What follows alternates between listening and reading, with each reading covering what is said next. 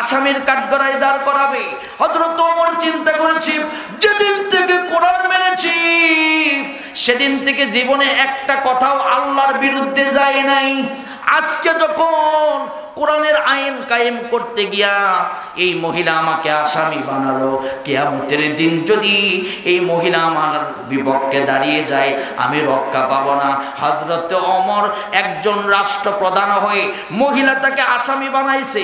আমরাও দেখবেন রাষ্ট্রপ্রধানদের বিরুদ্ধে যদি অন্যায়ের বিরুদ্ধে দাঁড়িয়ে যাই, বিগত ইতিহাসে দেখেছেন স্বৈরাচারের বিরুদ্ধে যারাই দাঁড়িয়ে গিয়েছে তাদেরকেই জেলখানায় বন্দী করেছিল। কথা বলেন না কেন, ঠিক কিনা? সত্য কথা বলতে দেয়নি, ফাঁসির মঞ্চে নিয়েছিল। অনেক বক্তাকে দেখবেন মঞ্চ থেকে বিদায় করে দিয়েছিল, মঞ্চে মারধর করেছে, অপমান করেছে। সেই স্বৈরাচার এখন নতুন করে স্বৈরাচারের জন্ম হচ্ছে। যারা আল্লাহর কোরআনে বাধা দেয় আওয়াজ তুলে বলেন ঠিক কিনা? আমার ভাইয়েরাম, প্রথম নাম্বার অপরাধ, হযরত ওমর নরম হয়ে গেলেন, বললেন কি অপরাধ করেছি মহিলা, দয়া করে একটু বলো। মহিলা বলছে আমি বলবো না, শুধু কোরআনের আয়াত দিয়ে বলবো, কারণ এটা কোরআনের সমাজ, এটা ওমরের সমাজ, আমি আল্লাহর কোরআনের একজন হাফেজা। ডাক দিয়ে বলছে কি অপরাধ করেছি?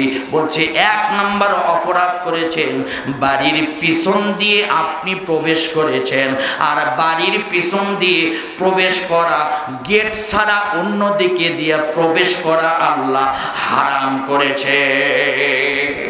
হযরত ওমর বলছে দলিল দাও। দলিল কোথায়? বলছে আপনি কি সূরা বাকারা পড়েন নাই? সূরা বাকারার 189 নম্বর আয়াত, ওয়ালাইসাল বিররা বিআন তাতুল বুয়ুতাম মিন যুহুরিহা ওয়ালাকিন্নাল বিররা মানিত্তাকা। জোরে জোরে বলেন আল্লাহু আকবার। বলছে কোন মানুষের, আল্লাহর কোরআন বলছে কোন মানুষের বাড়ির পিছন দিয়ে ঢোকা একজন মুমিনের জন্য হারাম। হযরত ওমরকে বলছে আপনি আমার বাড়ির পিছন দিয়ে ঢুইকা আমার ঘরের ভিতরে প্রবেশ করেছেন, আপনি অপরাধ করেছেন, কিয়ামতের দিন আপনাকে ছাড়ব না। হযরত ওমর নরম হয়ে গিয়েছে, কারণ মুমিন যখন কোরআন শুনবে মুমিনের অপরাধের কথা মুমিনের শিকার হয়ে যাবে। কারণ মুমিন তো, হযরত ওমর তো অপরাধ করেছে, বাড়ির পাঁচি টপকায় তার বাড়ির ভিতরে ঢুকেছে, কিন্তু বেঈমানেরা কোরআন শুনলে কোরআনের মাহফিলেও বাধা দিবে, কোরআন বলতে দিবে না, আবার কোরআনের কোনো আইন বেঈমান মানবে না, মানুষকেও মানতে দিবে না। তারা হলো টাটকা জালেম। আর মুমিন কোরআন শুনলে মুমিনের মাথা নিচু হয়ে যাবে। কথা বলেন না কেন, ঠিক কিনা? হযরত ওমর রাদিয়াল্লাহু তাআলা একদম খামোশ হয়ে গেলেন, ডাক দিয়ে বললেন দ্বিতীয় নাম্বার কি অপরাধ করেছি? বলছে আপনি দ্বিতীয় নাম্বার অপরাধ করেছেন, আপনি আমাকে অনুমতি না নিয়ে আমার বাড়িতে প্রবেশ করেছেন।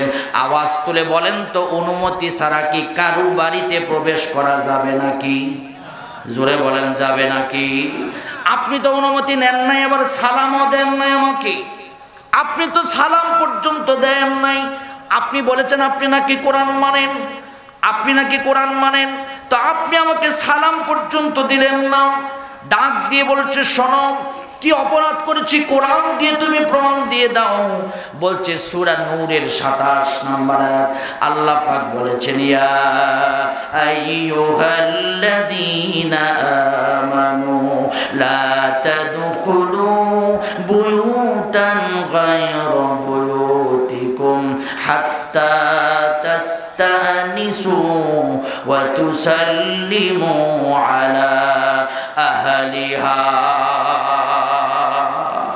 আপনি আমার ঘরে প্রবেশ করলেন, সালাম দিলেন না, অনুমতি নিলেন না। আল্লাহ বলছেন লা তাদখুলু বুয়ুতান গায়রা বুয়ুতিকুম, তোমরা যখন কারো ঘরে প্রবেশ করবে অনুমতি ছাড়া তোমরা প্রবেশ করো না। আর 3 বার করে অনুমতি চাও, যদি অনুমতি না দেয় তোমরা ফিরে আসো, এটাই তোমার জন্য উত্তম। আর বাড়ির দরজায় গিয়ে তুমি আগে সালাম দিবে, আসসালামু আলাইকুম ওয়া রাহমাতুল্লাহ। হযরত ওমর বলছে মহিলা, ওমরের চোখ দিয়ে টপ টপ করে পানি পড়ছে। ওমর বলছে মহিলা সত্যি অপরাধ করেছি। 3 নাম্বার কি অপরাধ করেছি বলেন?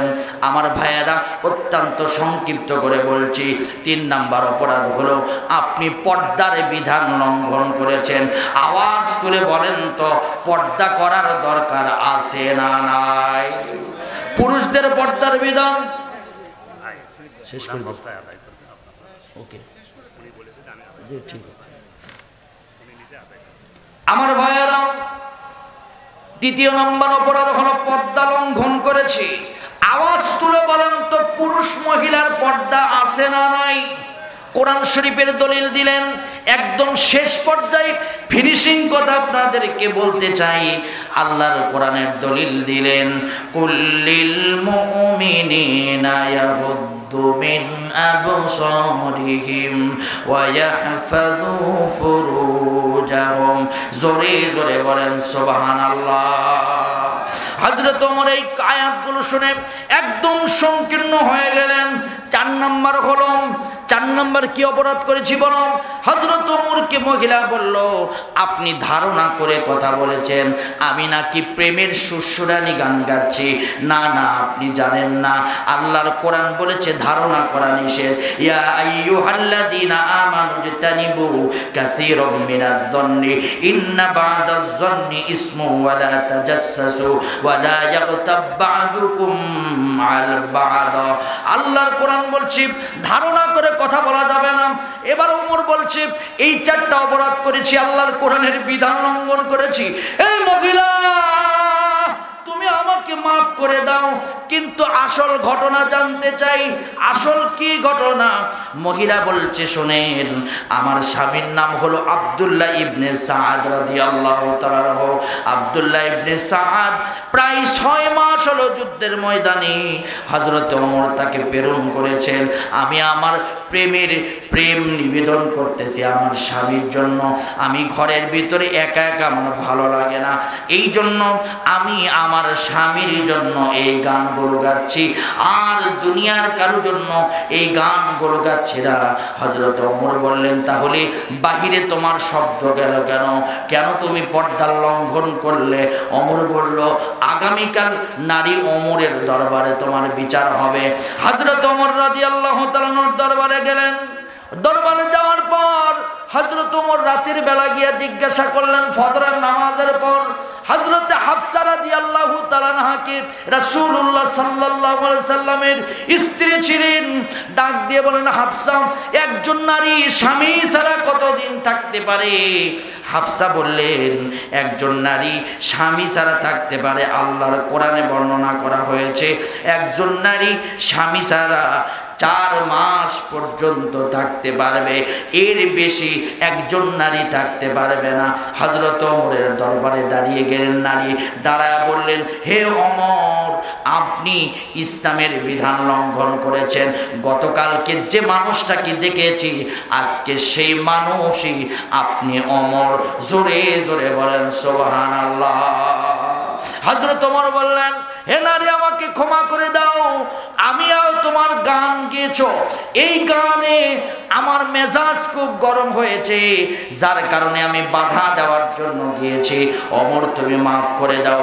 জোরে জোরে বলেন আমিন। লিল্লাহি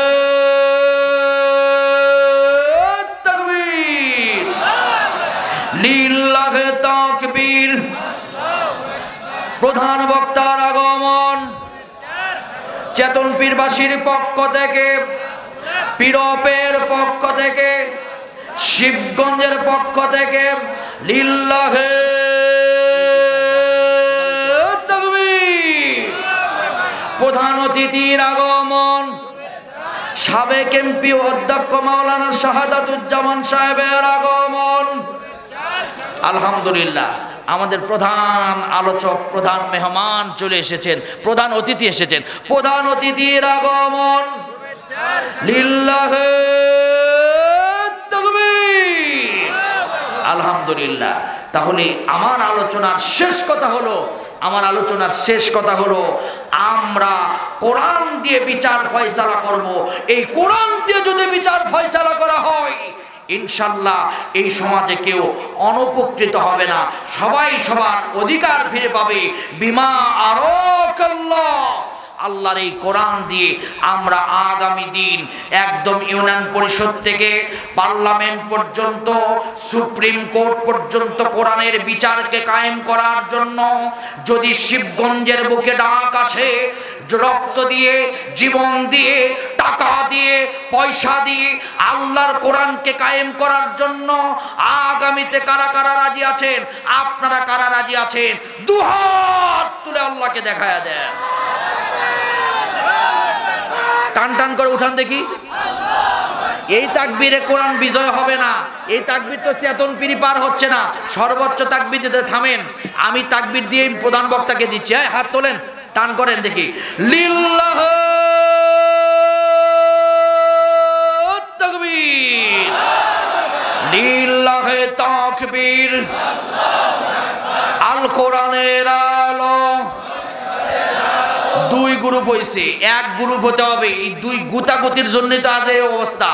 আল কোরআনের আলো, সংসদে জালো, সব জায়গায় জালো, আলিম ওলামা যেখানে, লিল্লাহি তাকবীর। আলহামদুলিল্লাহ। প্রধান মেহমান বাতিলের আতঙ্ক হযরত মাওলানা আজিজুল ইসলাম জিহাদি সাহেব বাংলাদেশে বিগততে যেমন করে কথা বলেছে, এখনো তেমন করেই কথা বলতেছে। আলহামদুলিল্লাহ বলেন। আল্লাহ পাক হুজুরের নেক হায়াত দারাজ করুন। আল্লাহ রাব্বুল আলামিন আমাদেরকে কোরআনের কথাগুলো শুনে আমল করবার মতো তৌফিক দান করুন। আমি আপনাদের কাছে দোয়া করে আমি আমার আলোচনা এখানে শেষ করছি। হাদা মা ইনদি ওয়াল ইলমু ইনদা।